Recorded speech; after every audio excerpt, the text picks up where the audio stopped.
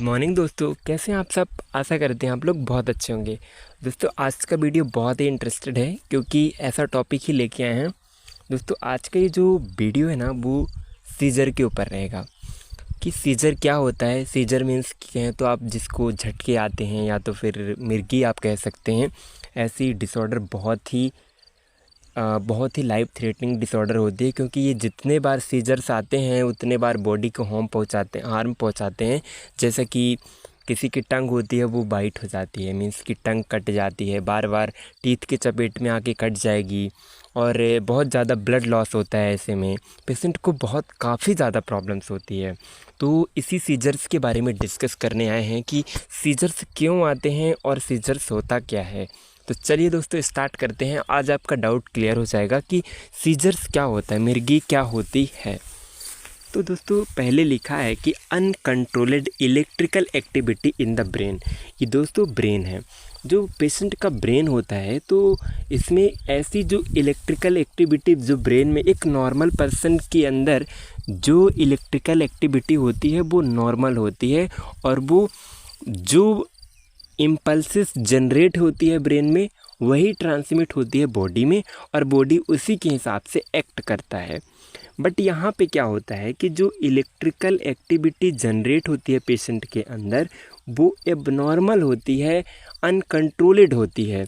इसीलिए जैसे impulses transmit होती है बॉडी में, बॉडी वैसे एक्टिंग करती है।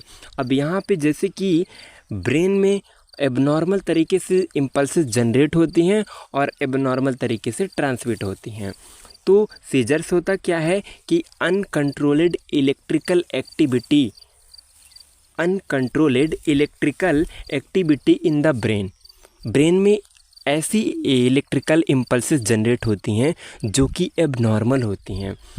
तो ऐसी जब इलेक्ट्रिकल एक्टिविटी होती है इस कंडीशन में पेशेंट को सीजर्स आते हैं। तो इस वर्ड को हम सीजर्स बोलते हैं। देन हम ये देख लेते हैं कि एपिलेप्सी क्या होता है। एपिलेप्सी और सीजर्स एक ही बस इसमें थोड़ा सा डिफरेंस होता है, इसलिए चलिए देख लेते हैं क्या डिफरेंस है। रिकरेंट एपिसोड सीजर, जब बार बार सीजर्स आते हैं, बार बार झटके आते हैं तो उसको हम क्या बोलते हैं, एपिलेप्सी बोलते हैं दोस्तों। अब हम ये देखते हैं कि बाय टंग वाइट ड्यूरिंग सीजर, जब सीजर्स आते हैं उस कंडीशन में टंग वाइट क्यों हो जाता है। बहुत ही इम्पॉर्टेंट क्वेश्चन यहाँ पे उठ रहा है कि टंग वाइट क्यों हो जाता है दोस्तों। तो चलिए देखते हैं।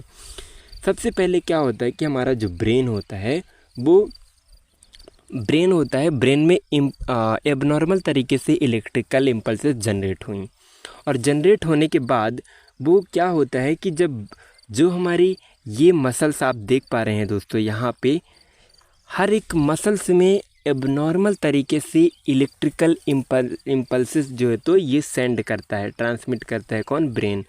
और जब एबनॉर्मल तरीके से इम्पल्सेस जब ट्रांसमिट होती हैं तो हर एक मसल्स एबनॉर्मल वर्क करती हैं।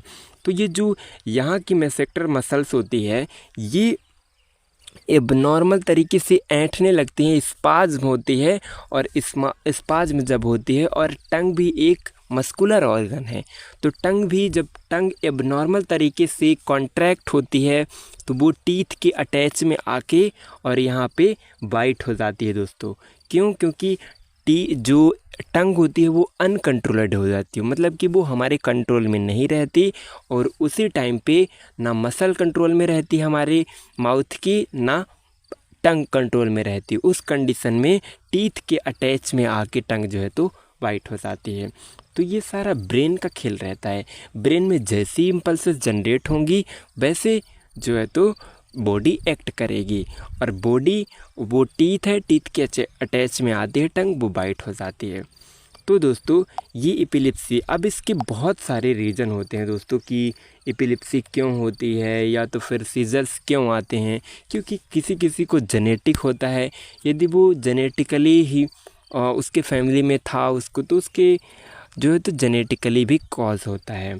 तो दोस्तों नेक्स्ट वीडियो बहुत लंबी होती जा रही है, इसलिए नेक्स्ट वीडियो में हम डिस्कस करेंगे कि जो सीजर्स होते हैं उसकी एटियोलॉजी क्या होती है। तो चलिए दोस्तों नेक्स्ट वीडियो में मिलते हैं।